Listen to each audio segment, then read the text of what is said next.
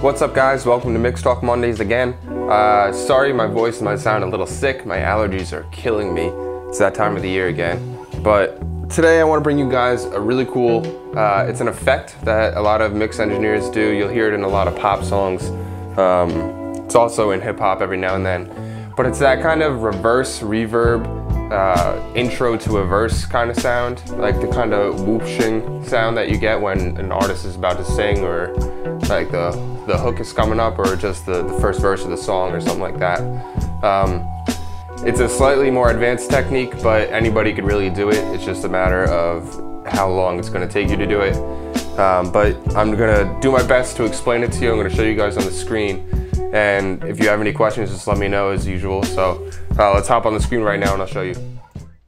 Alright, so we're on the screen now. This is just a session that I had with a buddy of mine. He's a local rapper. He's fun to work with. So we're just going to work on this beginning section. I'm going to play a little bit for you so you can get a feel of the song. And then from there, I'll show you exactly what to do. So take a listen.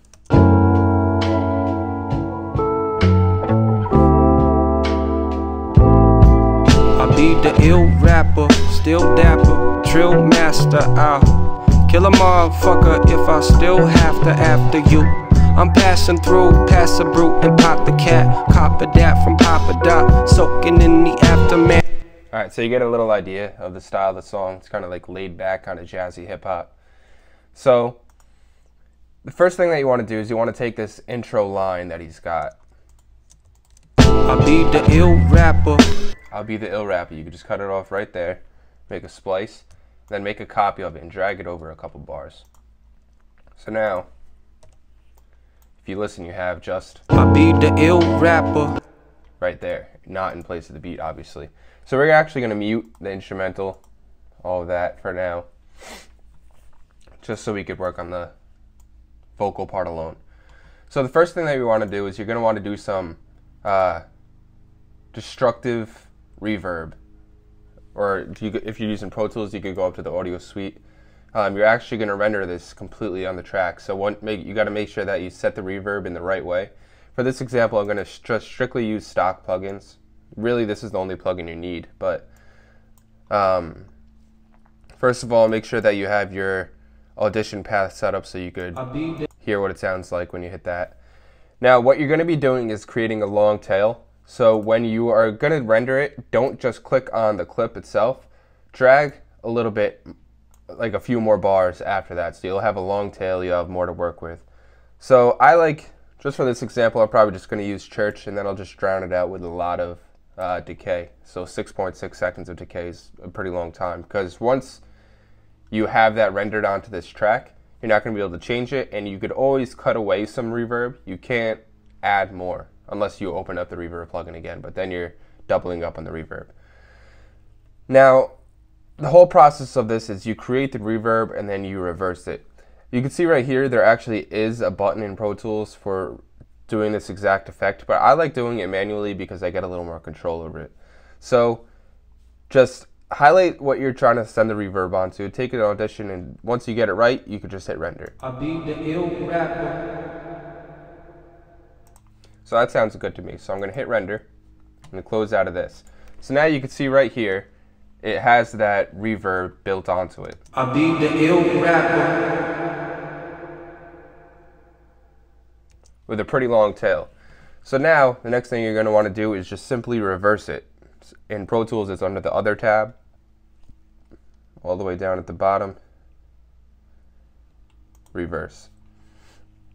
Another habit that I also like doing is I like changing the render amount to 0. So that way I'm just affecting this. I'm not affecting anything before or after it. So just hit render like that. Now you have this reverbed reverse line that he has. So you could hear the effect just right there. The next thing that you're going to want to do is zoom in and find that first line that he has. You could actually even do this in the step before if it's a little easier. But find that first line. It's probably going to be the bigger transient around here. But just play it. So right about here, you hear I. So make a splice. You can get rid of that. So right now, you have just this. So that's the beginning of the effect.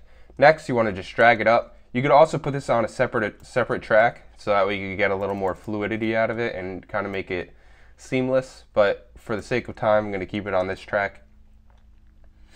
Drag it right up until that transient of that first word. Now what I suggest doing is throwing in a crossfade between these two, so that way the transition isn't super harsh since we're on one track. If you were on another track, then you could actually drop it down here and throw reverb on that actual track, so that way it kind of just flows in. And now, when I was listening, I thought that this beginning, the fade in of the reverb was a little too long, so what I'm going to do is actually drag it over this way a little bit, and then I'm going to put on my own fade, just like this. Command F is the command function for fade in Pro Tools, by the way. So let's take a listen to this with the beat. I'll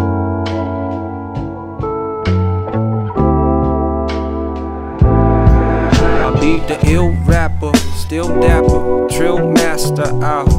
Kill a motherfucker if I still have to after you. I'm passing through. So there you have it. You got that cool little intro sound.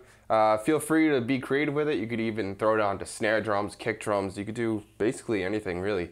It's the same process for whatever you're using it on. Just throw some reverb on it, render it, and then flip it around. There are a few plugins that do this, that speed it up, but I'm not a big fan of them because they are really computer intensive, since they are doing a lot of things that normally have to be completely rendered. But who knows what the next couple of years will bring. So if you have any questions in this regard, leave them in the comments. Be sure to subscribe, MachineMasters.com. I have a complete mixing course as well. You could learn a whole bunch of cool little techniques, as well as throwing sine waves onto kick drums to thicken them up, getting vocals to sit really well in complex beats, things like that. You can check that out at MachineMasters.com too. Members stream free, so that's always a plus. So if you have any questions, leave them in the comments, shoot me an email or whatever. I'll talk to you guys next Monday.